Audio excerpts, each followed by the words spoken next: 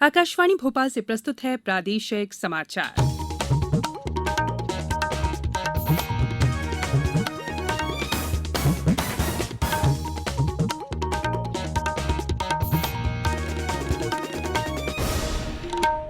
नमस्कार, समाचारों के साथ मैं संयुक्ता बनर्जी।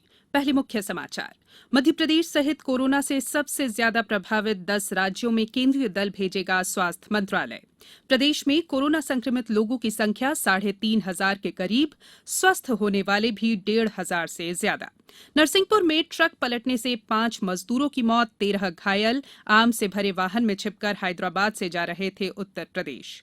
भाजपा ने भोपाल, होशंगाबाद, रायसेन सहित 24 जिलों में नए अध्यक्ष नियुक्त किए। और हमारी विशेष श्रृंखला अच्छी खबर में सुनिए जबलपुर के उन फरिश्तों की कहानी जो कोरोना से मरने वालों का भी आगे बढ़कर कर रहे हैं अंतिम संस्कार।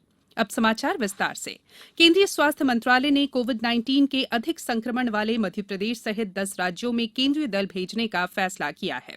ये दल कोविड-19 महामारी के प्रबंधन में राज्य स्वास्थ्य विभागों की सहायता करेंगे। ये दल कोविड प्रभावित क्षेत्रों में जन स्वास्थ्य विशेषज्ञों के पहले भेजे गए केंद्रीय दलों के अतिरिक्त होंगे। प्रदेश में कोरोना संक्रमित लोगों की संख्या 3,500 के करीब पहुंच गई है। इंदौर से हमारे संवाददाता ने बताया है कि जिले में पिछले 24 घंटों के दौरान 78 नए मरीज मिलने से कोरोना वायरस से संक्रमितों की संख्या 1,858 हो गई है।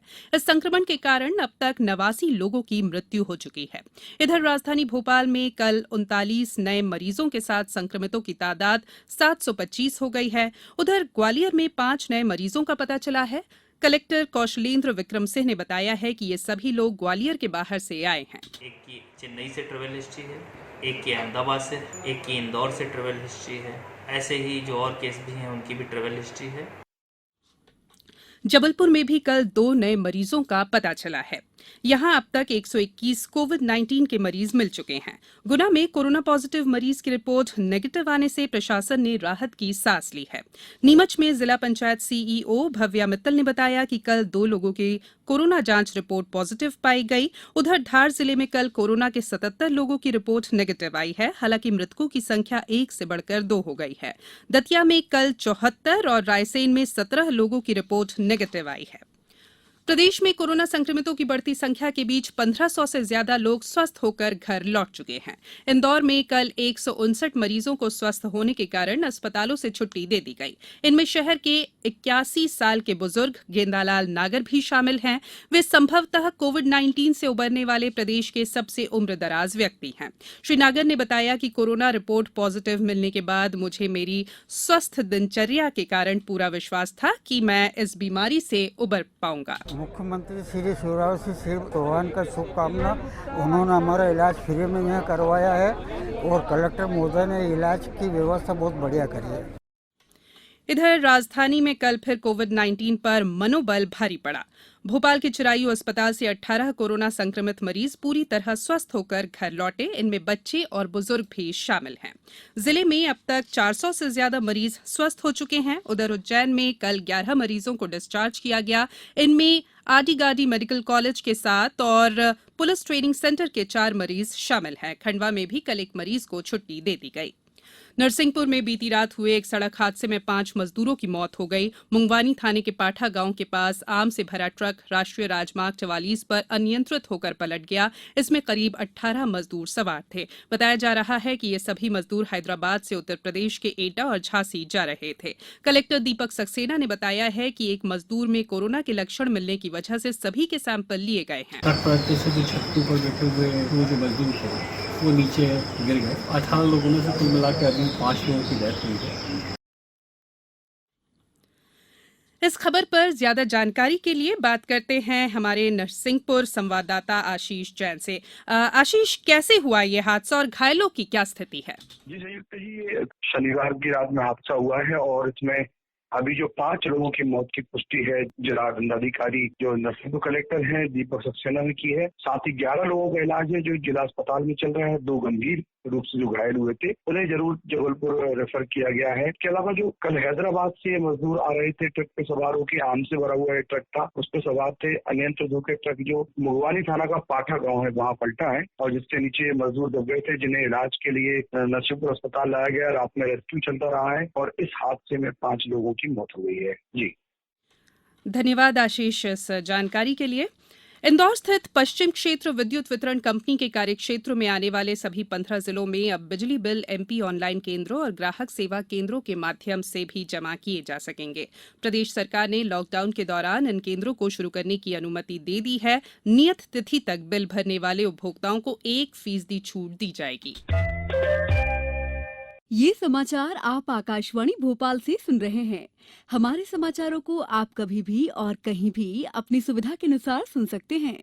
ये समाचार बुलेटिन YouTube, ट्विटर और फेसबुक पर AIR न्यूज भोपाल पेज पर सुने जा सकते हैं। इसके अलावा आप हमारी वेबसाइट newsonair.nic.in पर या AIR न्यूज ऐप पर भी ये समाचार सुन सकते हैं। समाचारों में एक बार फिर आपका स्वागत है। भारतीय जनता पार्टी के प्रदेश अध्यक्ष विष्णुदत्त शर्मा ने अपनी टीम बनाना शुरू कर दी है। इसी के तहत पार्टी ने कल 24 जिलों के नए अध्यक्षों की लिस्ट जारी की। भोपाल शहर की कमान सुमित पचौरी को सौंपी गई है। माधव अग्रवाल को होशंगाबाद का जिला अध्यक्ष बनाया गया है। ग्वालियर नगर कमल मखीजानी, ग्वालियर ग्रामीण के लिए कौशल शर्मा अध्यक्ष बनाए गए हैं। इंदौर शहर गौरव रणदिवे और इंदौर ग्रामीण के लिए राजेश सोनकर को जिला अध्यक्ष बनाया गया है। इंदौर जिला प्रशासन ने लॉकडाउन के कारण अन्य प्रदेशों या शहरों के व्यक्तियों के लिए ऑनलाइन ई पास की सुविधा शुरू की है। साथ ही बाहरी प्रदेशों या शहरों से इंदौर आने के इच्छुक लोग भी इस सुविधा का प्रयोग कर सकेंगे। इंदौर विकास प्राधिकरण के मुख्य कार्यपालन अधिकारी और ई पास व्यवस्था के प्रभारी विवेक श्रोतिया ने आकाशवाणी से चर्चा में बताया कि ये ई पास आवेदनकर्ताओं को उनके मोबाइल पर जारी किए जा रहे हैं। के लिए मैप आईटी के कोविड-19 की लिंक पर जाकर लोग अपना ई पास के लिए एनरोलमेंट और रजिस्ट्रेशन करा सकते हैं। इसके बाद हम लोग उसको बैकएंड पर इसको अप्रूव करते हैं और उनके मोबाइल पर ही ये सुविधा उनको उपलब्ध हो जाती है। हमारी विशेष श्रृंखला अच्छी खबर के 44वें अंक में आज सुनिए जबलपुर के उन फरिश्तों की कहानी जो कोरोना से मरने वालों का भी आगे बढ़कर अंतिम संस्कार कर रहे हैं।